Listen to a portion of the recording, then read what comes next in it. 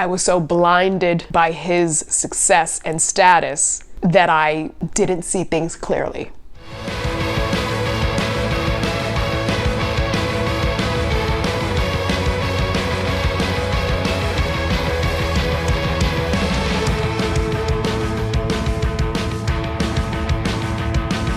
Hi. Alex usually does my lav mic, so if the sound is bad, whoops. Okay, so this is the first solo sit down of our series, and Alex came up with this idea. So she's like, yeah, we're gonna do solo sit downs. You gonna go first. Okay, well, let me give it a go. This is about dating strategy, because I be dating. I always say don't take advice from people you don't want to be like. Now this might seem hypocritical because this is a dating strategies video and I'm single. So you're like, obviously you're not good at dating if you're single. But this is very different. Only single people are in the dating market. If you want relationship advice, talk to Alex or talk to other married or happily partnered people. But this video is for people who are actively in the dating market and you want to learn from mistakes. You don't want to keep dating the same person over and over again in a different body and never learn from your past. So that's what this video is. It's all the mistakes I've made, everything I've learned, and now what my current strategy is so that I am a better dater. Okay, so let's get into it. First, you definitely have to identify why you were dating poorly to begin with in the past. And we already talked about this a lot in our previous episode, what we wish we knew before dating. And I went in green, I didn't know anything. My brother didn't put me on game. My dad didn't put me on game. My whole family just thought it's gonna happen naturally and organically. And here I am, 35 and single, so obviously that's not the case. So I just went in and did whatever my instincts allowed and crashed and burned a few times, but we are better. So before I came up with my current strategy, which is innate at this point, it's not like I go through a checklist when I'm meeting people, but you just learn and grow, and it's just how I am now. I had to identify what my issues were and why I kept running into the same problems. And one of the big things was my scarcity mindset. If someone liked me, I was like, okay, great, I'm done. Like I would hold on to them by any means necessary and not even consider their qualities or if we're even compatible. I never had a boyfriend when everyone else had a boyfriend when we were younger. No one asked me to prom. So as an adult, I'm like, I just want someone to like me. And so when someone does, it's just insecurity, you know what I mean? So I definitely had a huge scarcity mindset. And so that is one thing to note if you have that. Next was definitely my imposter syndrome. So I'm an actor now, and no matter how many things I book, how many accolades, how many words of encouragement or applause even after performance, I still don't feel like a good actor. And I know there are some famous actors who say this too, which is crazy because I'm like, what? Like Michelle Pfeiffer and stuff. I saw an interview with her. I did not go to school for acting. I took random cheap classes, Groupon, literally like 6 weeks here, 6 weeks there, $300 here, $250 here. Like it's expensive. I'm not going to go to NYU in a grad program. I just don't have the means to do that, and I never did. So I just kind of threw myself in there. So imposter syndrome made me think I'm not good enough in my career, and it also bled into dating. If you don't feel good enough at work, how could you feel good enough with friends or good enough in dating? So those were the two big things, imposter syndrome and scarcity mindset. So because I know that those exist, I now filter everything through that lens. I used to think when I meet somebody, I'd be like, okay, how do I feel about them? Oh my God, they're super cute, they're ambitious, they're tall, they're generous, they're chivalrous, like they're good to their friends, they're good to their family, all the good things. I'll just list off all these traits, but I never stopped to think, how do I feel in their presence? How do they make me feel? Because a lot of these people who had these amazing traits still sometimes made me feel sad, made me feel neglected, did not make me feel worthy, made me feel just like a fleshlight. Ugh, that's gross. But like I didn't feel prioritized a lot of the time, and I didn't know I was making that mistake of just putting someone else on a pedestal, not putting myself at the same level. And that's bad. That's very bad. But now that I'm self-actualized, I date in a specific way, and my strategies come down to a few basic points. The first one is recognizing, do I want this person because I think we have the same values and we're compatible? Or do I exalt this person because they have things and they've accomplished things that I fear I will never have or accomplish on my own? And that is definitely part of the scarcity mindset that I'm trying to combat, because if you look through my history of dating, a lot of these people I thought I liked, I actually revered because of their accomplishments and because of their accolades and because of their status. Very hypergamous way to look at things, and I did not know I was doing that. I was like, no, I like them. I get this warm, fuzzy feeling. No, Faiven, you're high-key just proud of them and you think they're cool, and you don't think you will ever get to that level. For example, I dated this guy for a year. I knew him. He's an entertainment industry guy. We worked on some projects together. He's 10 years older than me, and he's very successful in his career. He has a lot of money. He has his own TV show.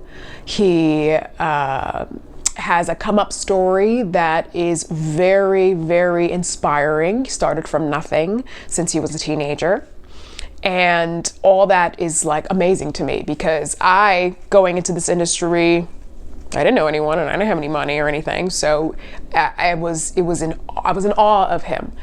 And he did not treat me well. His priority was work, and his son. He had a son. I had never dated someone with a son either, so I didn't know how that was supposed to go, like time management wise. So I just defaulted to back burner. And yeah, as time went on, I realized it's nice to be sent a car. It's nice to have dinner paid for.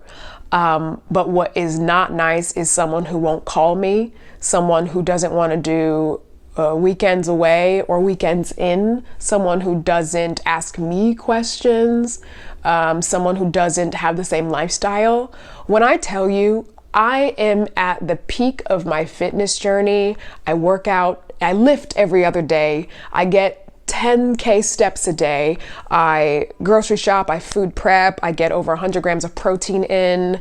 An ideal morning for me is to go hiking and then go get a healthy lunch or breakfast afterwards. The man who I had on a pedestal was out of shape, overweight. We're not body shaming. I'm just letting you know how we're so incompatible, but I didn't even see it because I was so blinded by his accolades and his success. So overweight, out of shape, high cholesterol. He told me this, high cholesterol, ED, sleep apnea, crooked teeth. He even did the fitting for Invisalign, but he didn't have the, I guess, willpower or discipline to even put the trays in every night. Receding hairline, ate fast food all the time, which is kind of crazy because when you have the money for chefs or for any of the food delivery services to still eat as if you were a 17-year-old in college with no money, that's just not a compatible lifestyle. When there are so many people who live the way I live, which is waking up early, going for a jog or getting your steps in, or just healthy, just healthy. And that's what I care about a lot. I want somebody who does Tough Mudder or runs a marathon or a half a marathon or is in a league with their friends, an intramural league. They play soccer or they do pick up basketball on the weekends. You know what I mean? Not just someone who sits and watches sports and watches, plays video games and just plops, you know? A sedentary lifestyle is not compatible with my active, healthy lifestyle.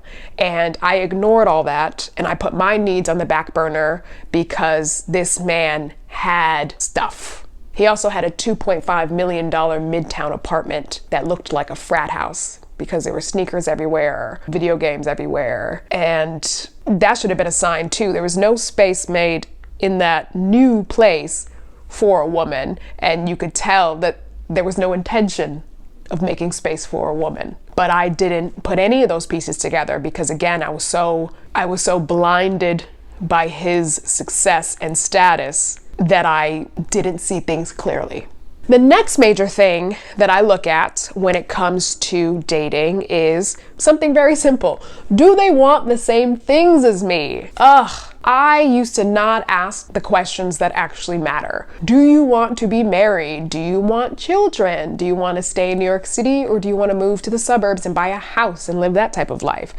Do you have a culture where the in-laws live with you? Do you like going on vacation? Would you rather stay home all the time in your free time, or would you like to travel instead?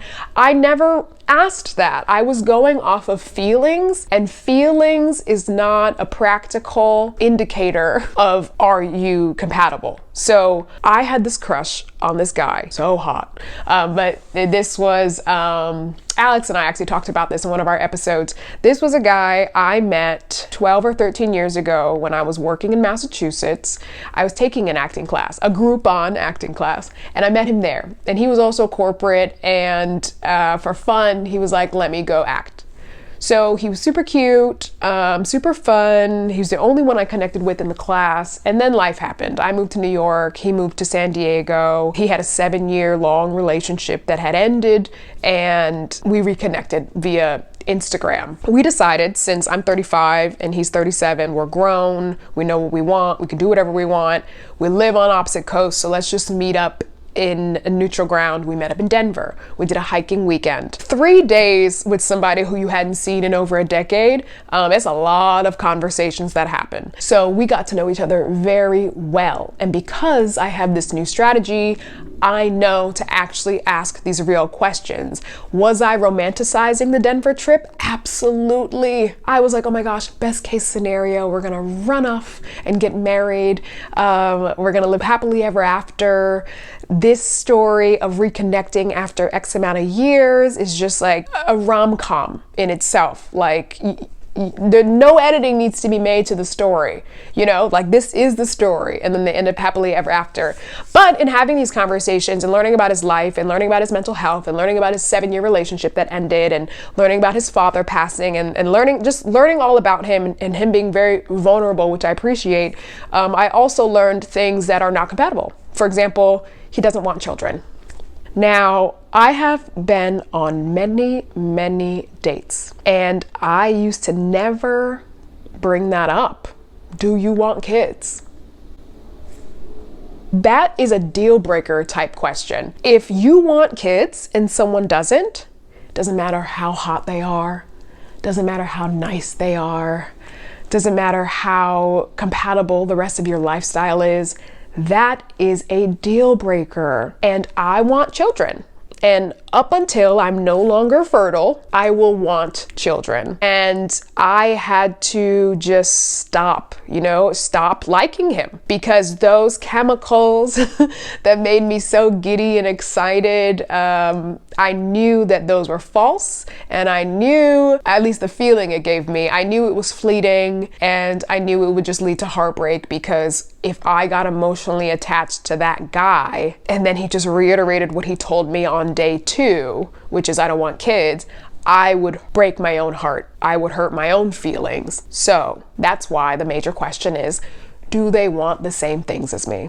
Don't be militant about it, of course, and on the first date have your list of questions and deal breakers. That's kind of crazy, because you want to see if you even have a vibe, you know? It was tough to hear that from him, because I actually liked him. We vibed. The rapport was amazing. And then we got to that, and I was like, oh man, so close, but hey, what can you do? You gotta move on. Me in the past would have still tried to make it work, and then probably wasted 2 years of my life when I finally realized, oh, he was serious. Believe people when they say what they want and what they don't want, especially when they're grown. They already made their mind up. The next thing I consider in my current dating strategy is, can they fit in with my people?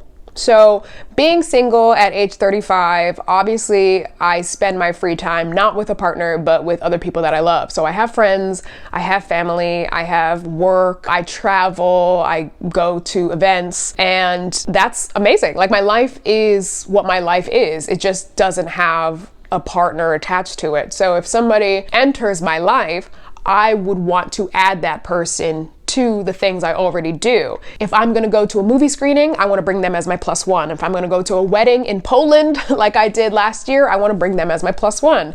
If my siblings and I are gonna get a Verbo and do a New Year's getaway in some cabin, I wanna bring them. You know what I mean? So I have a life already, and I want to see, can they get along with my people, or will they get along with my people? In the past, I was just in a bubble where it's like just me and them. And you know how sometimes people do this differently. Sometimes they throw them into the lion's den and they meet the friends on like the second date just to see if they're a vibe. Or some people date for several months, and then when you are committed to each other, then you're like, okay, let me introduce them to my favorite cousin, or, you know, that they weave them in later that way. Me, I was dating in a bubble where it's just the person, and then I would tell my friends the stories, and then they'd be like, oh, I can't wait to meet them. But I didn't consider their personality and if they would fit. For example, there was this one guy, hot Indian guy. I don't know if that's racist to call him hot Indian. There's a Denver guy and there's a hot Indian guy. He had a good job. He was consistent. I don't know. Looking back, I'm like, oh, Faiven, you shouldn't have even gone on the second date. See, this is how much growth is important. But he wouldn't even look me in the eye sometimes. But I was like, that's fine. He's just deep in thought.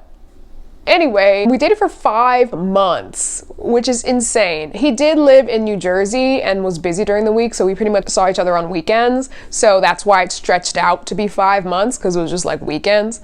But my friend had her 35th birthday party. Was it 35? Yeah, I think she had her 35th birthday party at my building on the roof, and he came. And so he was meeting everyone for the first time. That was the worst party ever. Because he was there. He was belligerent, he drank too much, he was offensive. I'm pretty sure he was using the N-word casually with my black friends because maybe he thought he could because he's brown. It was just horrible. So it was to the point where I had to not only apologize to my friends on his behalf, but he himself was so drunk that I had to send him an email the next day with a list of all the quotes that he said, all the bad things he said, and then all the things he did, just so when he was sober, he could read it back and maybe bring it to a therapist. Now I know, based on the behavior, looking back, hindsight is 2020, he would have never fit in with my friends. I didn't even need him to be at the party to know that. Like, just by the way he behaved one-on-one, I should have been like, nah, this is not a vibe. So think about the people who are closest to you, think about the people you love, and then think about the traits of the person you're dating. Can they seamlessly blend in at the barbecue or the holiday party? If the answer is no, there's only 2 options. Either you live a siloed life, hang out with bae, then hang out with your people, or you might feel guilted to just hang out with your partner. So then you're isolated from your family. And then that's where a lot of abuse happens because you don't have a support system and you're isolated from your family. So I think the best case scenario is just to find someone who can get along with your people. Next part of my dating strategy that's very important is to find someone who has a shared sense of humor. I myself have a very particular humor. A lot of times I'm not even trying to be funny and people are cracking up. I have done traditional comedy before, stand-up, and I did improv, but it's not about that. It's not about telling jokes and punchlines. It's about rapport. It's about just that volley in conversation and people getting you and like, you know, snickering at the same things and giggling at the same things and being on that same wave. It's hard when it's something intangible like humor because how do you quantify it, you know? But it's a feeling. It's a feeling, just like intuition is a feeling, just like when you think something bad is going to happen or you're uncomfortable in a certain area and you're like, let's leave because I don't like the way that person is looking at me from the corner of their eye or something. And that's how humor is too. Like you just know, just those effortless belly laughs and just vibes because, oh my gosh. So there's one guy I went out with, we're going to call him Muslim man. Again, I'm probably being racist. He was fine, tall, like all the things on paper, worked at JP Morgan, so good job. Our humor was so mismatched. I was shocked. So this was the first time I ever dated somebody Muslim. And so I was nervous and kind of excited because I'm like, oh, how does how does this work? So I was looking things up, reading things, like I'm a nerd that way. And we went on a date and I was like, hey, so I looked this up and it has said, you're not supposed to date me because it's haram. Because it said the only exception is if you date a chaste woman of the book, meaning a Jewish or Christian woman. I'm Christian, I was baptized Christian, but I'm not a woman of the book because I don't pray and I'm not in my Bible studying and I'm not attending my place of worship regularly. So, and then chaste, I think means virgin, and I'm not that. If my parents are watching, yes, I am. So I was like, hey, so how's this gonna work? Because I'm not Muslim and you said you pray 5 times a day, you practice Ramadan, you don't drink alcohol, you don't eat pork, but you're making an exception for your wife? I was very confused. And I was like, so the kids are gonna be Muslim? He's like, yes.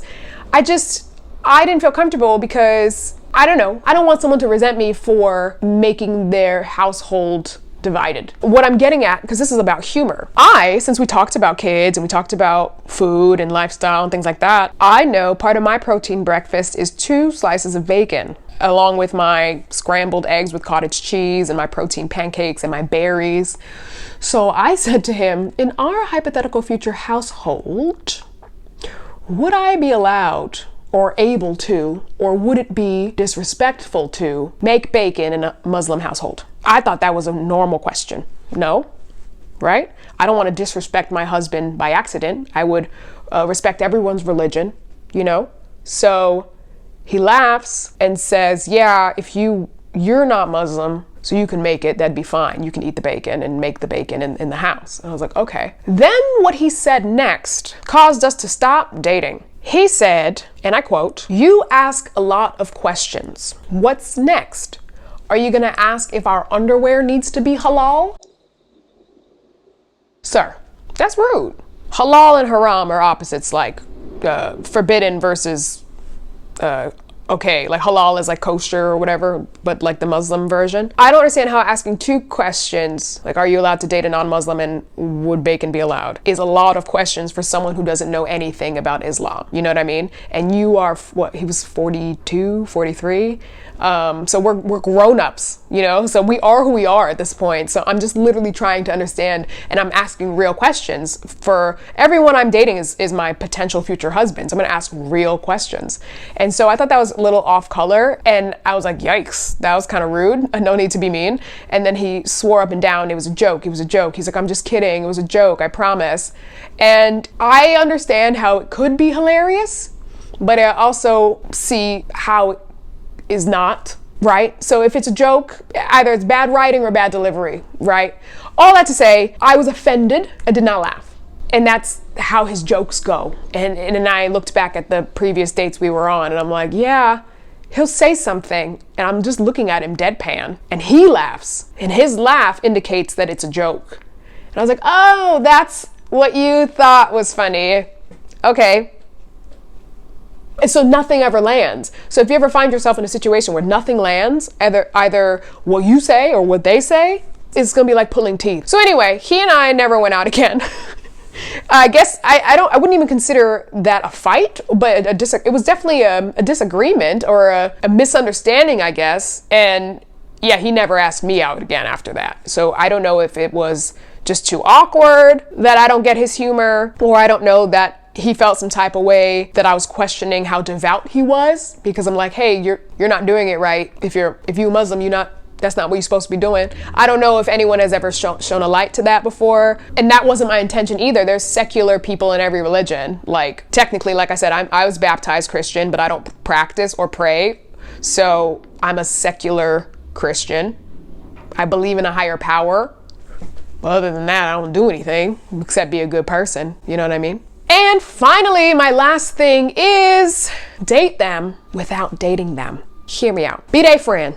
Be their friend, and I'm not saying friend zone. I'm not saying go on dates with people, have them spend money on you, and then just keep them in the friend zone. That's horrible. That's using someone, that's leading someone on. What I'm saying is just get to know people in group settings, observe behavior, and let things happen naturally. For example, recently, I had a writer friend is on a PR list for some Broadway shows. So he was like, hey, do you want to see this show? I have 3 tickets. I'm going. I gave the other ticket to another guy, and you can have the third. I was like, yeah, let's do it. And so we're all actors. So the one with the tickets was the writer. I'm an actor. Then the other guy was an actor. And everyone is single. Everyone is in their 30s and single. And we're all black too.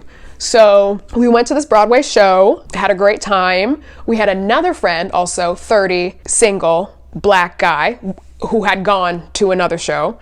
And so the 4 of us ended up meeting up at a bar and kikied and talked about the shows and talked about movies and TV and whatever, entertainment stuff. I got to know a lot about everyone at the table. I knew them already. One of them I've been friends with for years. We worked at SNL together. Let me not put his business out there, but one of them I knew for a long time, since his 20s. Another one I met recently because we did a reading together, and the writer I also met only a couple months ago. But I learned, I'm left-handed, and another one is left-handed. I learned the writer submitted his work to a festival recently and got rejected, and he felt badly about that. And I noticed, oh wow, he doesn't have a big ego pretending everything is great. He's like, no, this sucks. I got rejected and I was really hoping to get in. The other guy, he and his friends started a business, and it's like an event series, and the tickets are free. And I was like, how is this business model where you have the tickets free? He's like, oh, we got sponsors. And he's like, this is a space for us, by us, I want to keep it as free as possible. So I was like, wow, that's pretty awesome. And so I got to learn about him. So I'm like, this is the type of stuff you want to get to know about people before you're even in a relationship with them. Because what if you date someone just because they're hot or just because they ask you out, and then you find out things about their character that you don't like at all? You're like, oh no. But then you're too deep into it because you're already hooking up with them. What if they know how to get you off? What if they buy you things? Like, what if if you're in it for the wrong reasons, and then you discover, oh, there's some unsavory traits about them, let me exit stage left. Here you go, you got another body, you got more trauma. So if there's a way to avoid all that, why not try it? And to me, it's just be friends with everyone and get to know them without actually dating them. And that can be easier said than done, because a lot of people don't run into just cohorts of single people all the time. But that's where you need to go out, join pickleball leagues or trivia nights or boozy bingo if you drink, or go to readings, go to performances where there's a Q&A or a kickback after the performance, and actually just talk to people and strategically set up a situation where you invite the people around. Have a game night, bring your girlfriends and bring your friends who are in couples, and then have them bring their single friends. So you're getting to know the other people who could potentially end up being a suitor for you, but you don't have any of that pressure or pretense. You just literally are all chilling and let people expose themselves. Like, you can find out so much about somebody when they're not putting on the airs. Because you know how people say,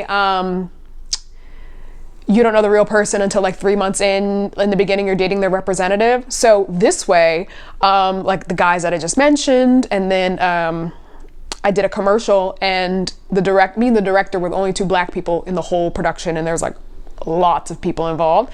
So he and I exchanged numbers, and we hung out in Brooklyn, and he's in Paris, and he's like, oh yeah, blah, blah, blah, this is fun. Like, just no romance involved, but I'm getting to know him, and I'm just getting to know everyone. And you're not being a 304, you're not hooking up with a bunch of people, you're not leading anyone on. They're just friends. That operative word, like, that's the only word I could use, because friendly, you're just being friendly. You're getting to know everyone at once without going on dates with a bunch of people at once. And yeah, that's pretty much it. And I feel so much better. I don't have anyone that I'm worried about or hoping they like me back, or someone I'm confused about. I'm just genuinely single and genuinely getting to know people. And when I do see that, oh wait, they like me, or they actually ask me out, I keep all these points in mind, because before I was just like, okay, let's go. And it was just a very naive way to live your life when you don't know what you want or what you value, or if they fit in with your friends, or if they have a shared sense of humor, or what their character is like. And now I feel comfortable moving forward knowing that those are the main pillars in my strategy, and hopefully they get me the results that I desire in the future. Okay, so this was the first solo sit down. Let me know, what did you think? Do you want more of these? Did you absolutely hate this? Let us know in the comments below, and be sure to like and subscribe and follow us on Instagram and on TikTok. And stay tuned for next week's episode. Let's talk about it. Glow ups. Okay, face. Okay, hair. Look at this. Look at this.